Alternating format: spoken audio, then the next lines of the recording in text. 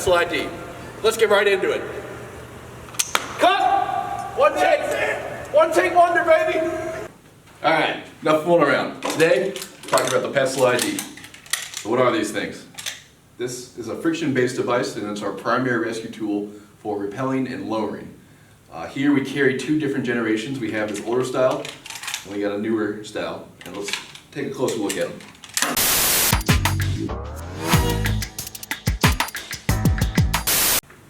So here is our ID. This one is a newer model.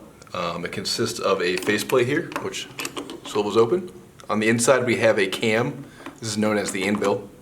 The rope is going to feed right in here in this channel.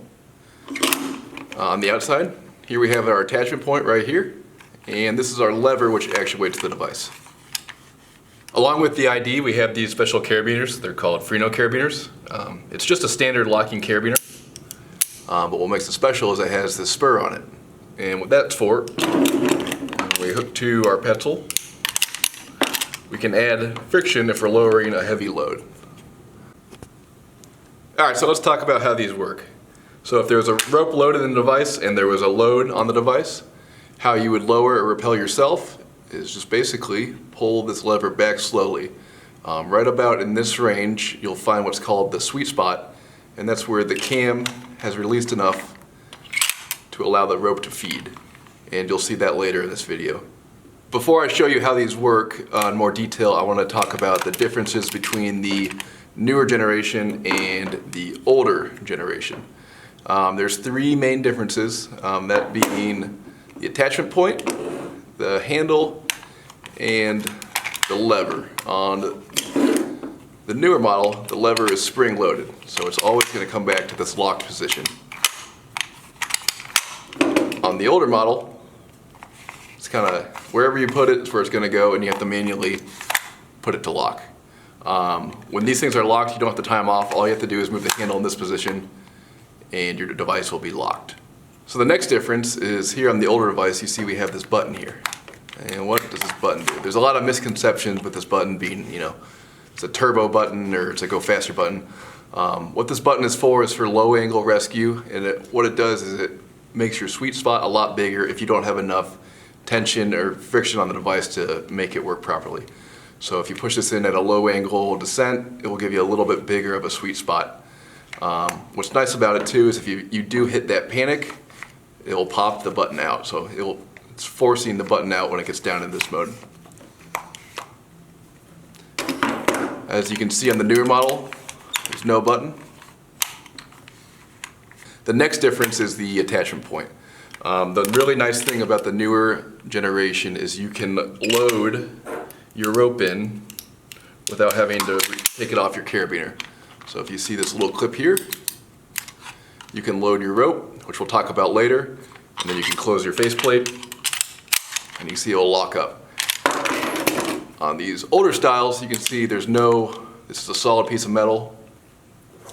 If I try to do that, it doesn't work. So what you have to do is load this onto your hose, close it, and then you can attach it to your anchor to yourself. What makes these so great for our purposes is the safety factors built into them. So let's say you're rappelling and you go hands off, this automatically locks, so it's safe in this position. So if you're rappelling and your hands get knocked off the device, it's locked. The other thing is, if you're going and you have a oh crap moment and you pull down, you're not going to go faster. This is actually another lock. So you're locked up here and you're locked in here.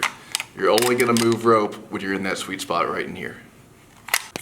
Alright, that was a pretty basic look at our two Petzls here, the older style and our newer style. Next we're going to take a look at a Rope 1 class, and we're going to learn how to load our Petzl, and we're going to learn how to operate it. So loading the ID looks pretty simple at first glance, but once you get in your hands it can get kind of confusing. Just takes practice like anything else.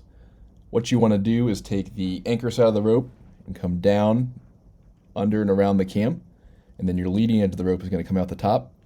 Once you close your faceplate, you'll know you have it right because it will fold over that folded edge of the ID. So watch again. Anchor side, the bottom of the device, around the cam, out the top, and then your leading edge comes over the folded part of the ID. If you do load your device backwards, there is a anti-air, so you will not fall to your death. Next, we're going to look at Lieutenant Krebs show us how it's done. So here Krebs is going to demonstrate how to load and operate the ID. It's important to note that you'll never operate the Petzl ID with the faceplate open. It's just for demonstration, so we can get a look at the inner workings. So never use your ID with the faceplate open.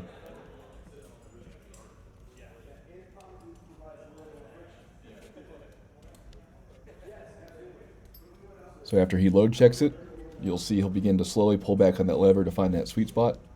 The can slightly opens up and the rope will begin to feed.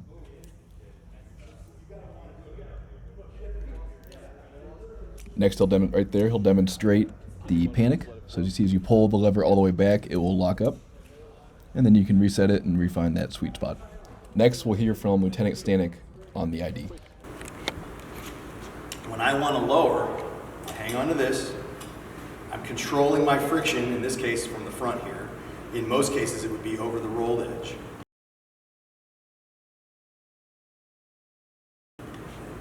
Then, and only then, would I grab the handle. When I grab the handle, it's loosey-goosey. The new one is spring-loaded.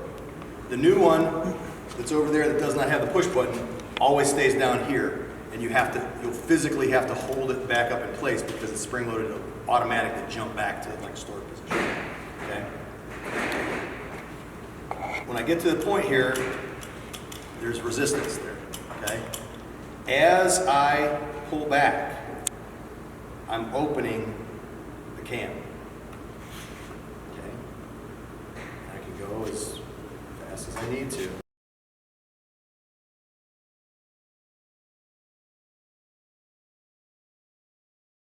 Okay. Because the reality is, this is really supposed to be used as like an on-off switch. Okay. This is not a throttle. This is really an on-off switch. The friction, the control part, is created by the friction of the rope going around the anvil and or the spur. Okay. If you don't have a Freno carabiner with a spur, you can attach another carabiner here and put it through the carabiner and get yourself some more friction. Okay. But this device, the red device, is designed, it's G-rated load for so 2 persons on a rope. Okay. If I were to panic, like I slip and fall, I'm like, oh shit, it locks off too.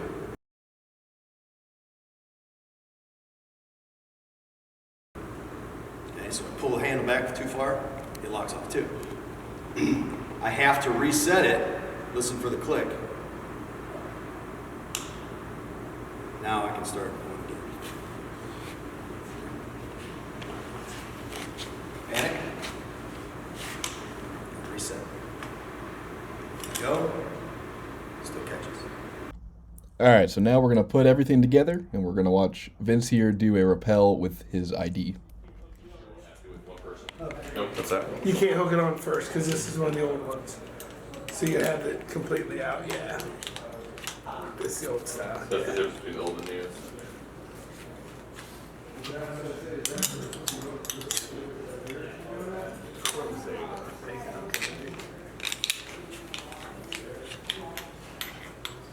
On rope. On rope. Gauge for load test. Yep.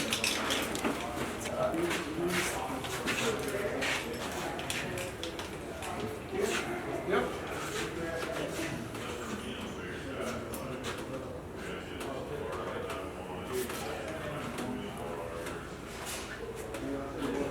I don't feel as safe at this as I did the bar for some reason. It's actually safer. Because if you don't do what you're supposed to do, it locks. It's different because the bar, you got more going on and you can feel the tension. But this will. You control the speed. But that sweet spot. The handle? Yeah, but more. It's small. He said it was not a throttle. Stay there, Vince. Stay there. He said it was an on-off, not a throttle. You can control the friction with your glove too, the rope. Yeah, I thought you Go were ahead. just going. That's your friction control on that moment. But if you open that just barely, and you're leaning to something, if you open a little bit more, there's a sweet spot where you're in the middle where it's at like full capacity. The roll edge. Do you pull the roll edge harder or just? It will stop you. Yeah.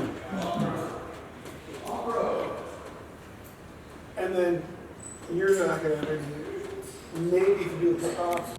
All right, if you made it this far, just want to thank you very much for watching. This is a pretty basic overview of the Petzl ID. I think coming up next, we'll be talking about raising with the ID and 3-to-1s. So thanks again.